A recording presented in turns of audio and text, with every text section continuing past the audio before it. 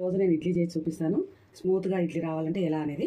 ఒక 2 గ్లాసుల ఇడ్లీ రవ్వ, 1 గ్లాసు మినపప్పు నానబెట్టి ఒక 6 అవర్స్ మినపప్పు మిక్సీకి వేసి ఇడ్లీ రవ్వలో కలిపి నైట్ అంతా ఉంచుకున్నాను. ఇది రెడీ చేసి పెట్టుకున్నాను. ఇప్పుడు ఇడ్లీ ఎలా చేసుకుందామో చూద్దాము. ముందుగా ఒక 2 గ్లాసుల వాటర్ పోసుకుందాము.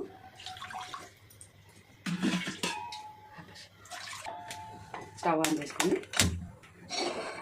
ఇప్పుడు ఇవి ఇడ్లీ ప్లేట్స్ ఉన్నాయి కదా, ఈ ఇడ్లీ ప్లేట్స్లలో స్మూత్గా ఎట్లా వస్తాయి మంచిగా అంటే ఇవి పెట్టుకోవాలి. ఇది పెట్టుకోవడం వల్ల అంటే ఇడ్లీ ప్లేట్లు కడగడానికి మనకి ఈజీగా ఉంటుంది. ఇడ్లీలు కూడా ఈజీగా వస్తాయి. ఇడ్లీలు సాఫ్ట్గా మంచిగా వస్తాయి, మంచిగా నీట్గా ఉంటుంది. గిన్నెకు ఇడ్లీలు పట్టుకొని తోమాలని ఇబ్బంది లేకుండా ఇవి పెట్టుకోవడం వల్ల మనకి ఇబ్బంది ఉండదు. వీటికి ఇడ్లీ ప్లేట్లో కొంచెం ఆయిల్ రాసుకుందాము. ఇప్పుడు దీంట్లో వీటన్నిటికీ ఆయిల్ అప్లై చేసుకున్న తర్వాత ఇప్పుడు ఒక్కొక్క దాంట్లో ఇడ్లీ వేసుకుందాము.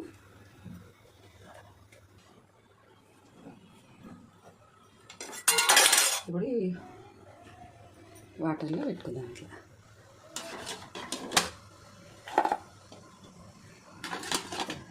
మూత పెట్టేసుకొని ఒక 10 మినిట్స్ ఆగుదాం.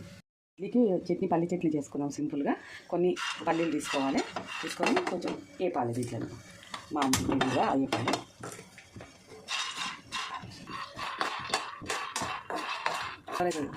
ఇట్లా వేగిన తర్వాత ఇది తీసుకొని కొంచెం పొట్టు తీసేసుకుందాము. కొద్దిగా పచ్చిమిరపకాయలు ఒక 4-5 పచ్చిమిరపకాయలు వేసుకొని కొద్దిగా ఆయిల్ వేసుకొని ఇవి కూడా వేపాలి. కొంచెం ఆయిల్ వేసుకొని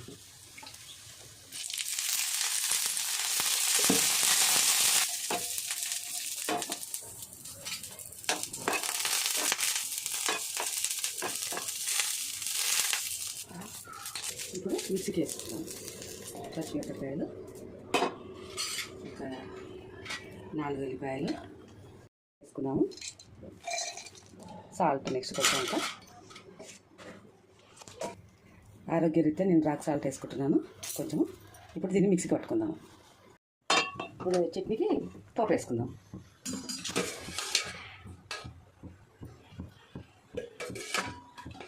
పోపు వేసుకొని ఇందులో 2 వట్టిమిరపకాయలు,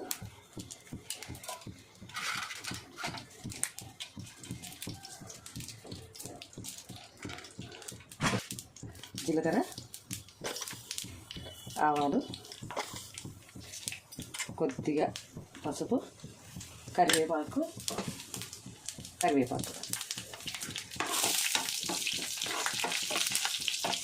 ఒక గ్లాస్ వాటర్ వేసుకొని ఈ విధంగా మిక్సీకి వేసుకున్న తర్వాత ఇందులో వేసుకొని పోపు దీంట్లో వేసుకోవాలి. రెడీ ఇడ్లీ చట్నీ.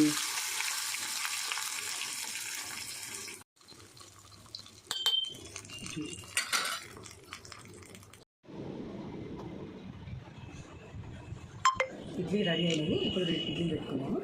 బాగా వేడి ఇడ్లీ. ఇంకా తీయడం కూడా ఎంత ఈజీ చూడండి. వేసుకోవడం వల్ల ఎంత నీట్గా ఎంత మంచిగా ఉంటుంది చూడండి. ఇంకా ఇలా అనుకుంటే అయిపోతుంది.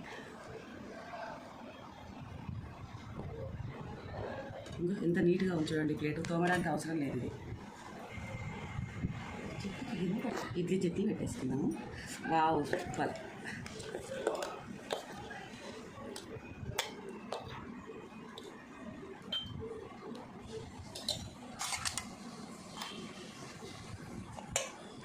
ఇడ్లీ రెడీ చూడండి. టేస్టీ ఇడ్లీ రెడీ చూడండి. ఎంత స్మూత్గా ఎంత మృదుగా వచ్చిందో ఇడ్లీ చూడండి. ఎంత స్పంజ్గా. Okay friends.